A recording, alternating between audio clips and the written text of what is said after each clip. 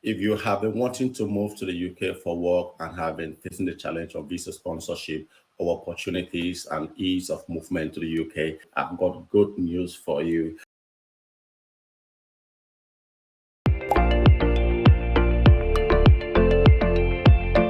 So you're welcome to my channel. My name is Samuel Dano, and this is Keeping It Real with Dano. At Keeping It Real with Dano, we bring to you travel abroad opportunities for work and for studies. We bring to you the challenges faced by immigrants abroad and all reality versus the myth of life abroad. So you'll be well informed, better positioned to make the right decision where you want to travel, how you want to travel, and all of that. If these are things that actually tickle your fancy, please subscribe to this channel and turn on the vision bell so that when we upload new and interesting content like this one, you will be the first to be notified. And if you are a returning subscriber, thank you very much. The government of the United Kingdom, the new Prime Minister, is taking out steps to actually make it easier for movement of immigrants into the UK.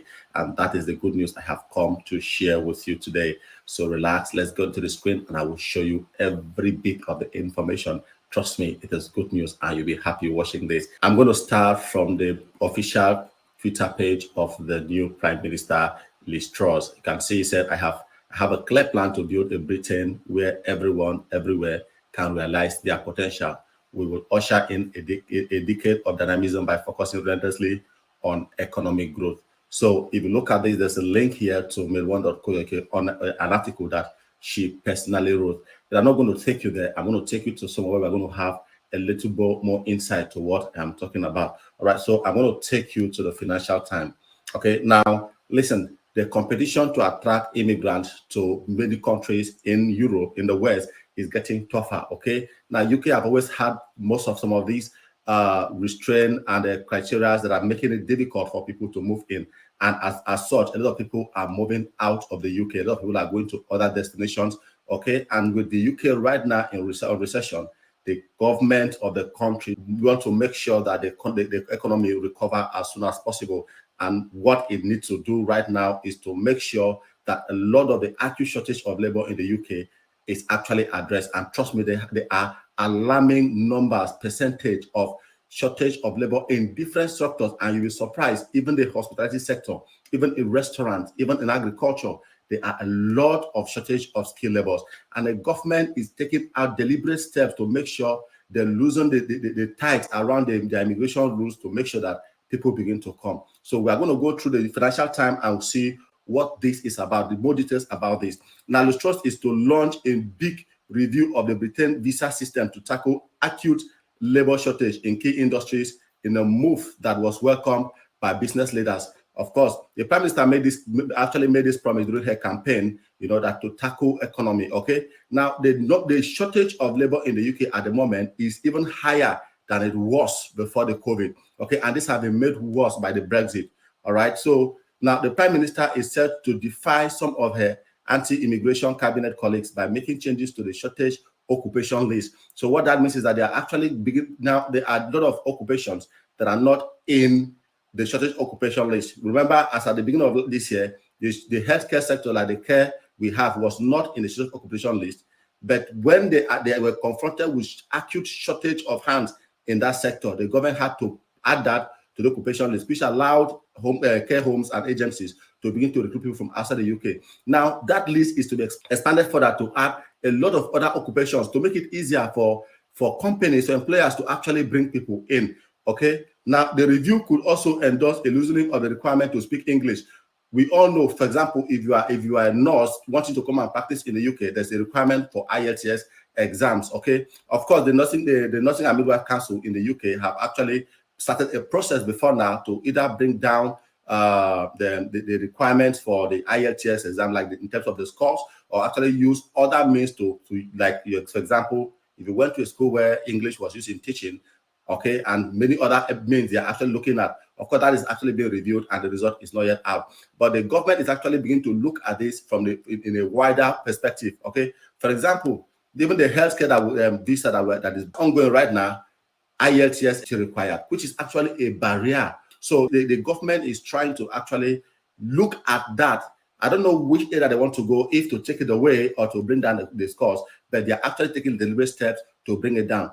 Inclusion in the Home Office list allows immigrants from outside the EU simpler entry to Britain owing to lower visa fees and a waiving of employers. Normally, after you bring people from outside the UK to the UK to come and work, you need to prove to the government that you've not sent of people here in the UK to employ. Now, that is also one thing they are trying to take away. And also, before you come to the UK, there's also a minimum salary threshold that you must have to be able to come to the UK. Now, the government, in a deliberate effort to make sure that, look, a lot of people, even in the UK, the cost of living in the UK is high, which is making a lot of people to leave the UK, okay? And of even people who intend to come to the UK, also begin to look at other places. There are other countries also that make it easier for you to go in, but the UK have this stiff immigration rule, which they are actually working on right now. So if you look at this, in the long term, immigrants do not have to meet the 35,800 salary threshold required to settle in the UK after 5 years. Exactly around this time last year, they brought about the seasonal visa for those who want to work in the agricultural sector to come in for about 3 months, even for drivers as well. But also they are actually beginning to look at this. Truth is also set to leave the cap. Before it was, they had a maximum numbers of people that can come in under this visa, but that is about to be removed so that you can bring in as many people as you need. The review was welcomed by Business Group, which has been pushing a review of the shortage occupation list to tackle labor gaps in certain industries that have been exacerbated by Brexit and the COVID pandemic. I'm not going to go through every single details here. Now, a survey this summer by the British Chamber of Commerce of 5,700 businesses said that more than 60% of the companies need to find more staff in the UK, but more than 3/4 were struggling to hire. In the construction industry, for example, 83% of companies were reporting hiring difficulty because they know there are no hands. Okay, for instance, after the Brexit, a lot of EU citizens left the UK. Okay, because they no longer see it as home, because they were not treated like every other immigrant. That actually on its own created a shortage of labor, because a lot of the professionals who were handling this driving and most of the construction work most of them were actually Europeans. So now some of them have left, creating a very big vacuum. Okay, and recently there have been a lot of people leaving the UK for different reasons, as I've said earlier. So the government is trying to make sure this is actually dealt with. They do not want to be left behind. They don't want to, because according to the statistics, there is currently 1.2 million shortage of skilled workers in the UK across the health sector, the hospitality sector, the construction sector, and many other ones. Now, I'm going to show you some other statistics. Look at this. This one is from the worldcoffeeportal.com. It says nearly 40% of hospitality businesses in the UK are facing difficulties recruiting skilled staff, according to research from the Digital Market Agency. Now, the fact is this also means that if you're a good cook, okay, you can now they'll be opening up more ways for, if you're a cook, okay, you want to work as a receptionist in your hotel, you want to work as a waiter, okay. Now these opportunities are coming up. Most of these skills will be added to the shortage, to the occupational list to allow for easy entry. Analysis of the Office of National Statistics data found that 37.4% of business operating in the accommodation and food industry are experiencing skilled labor shortage, significantly higher than construction, which is 25%, transportation 16%, and real estate 14%. Additionally, more than 1 in 10 businesses, that's 12% in the wholesale and retail. That means they'll be bringing in people to work in stores like the Tesco, the Sainsbury's, the Aldi, the Lidl, and all of that. And trust me, if you go, for most of us who are in the UK, when we go to shops to go and buy things, you will see a very long queue. A lot of times that would have been attended to people empty because there are no staff. So the government is actually taking deliberate effort. And like I said earlier, the UK is officially in recession.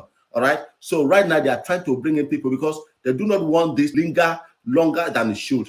And this is opening opportunities for you, okay, who have been hoping to come to the UK. And that's why when I saw this news, I said I should quickly bring it up to you. Now, this has not been officially opened yet, okay, but this is what is going on. Thank you very much for watching this video, and I hope to see you in the next video.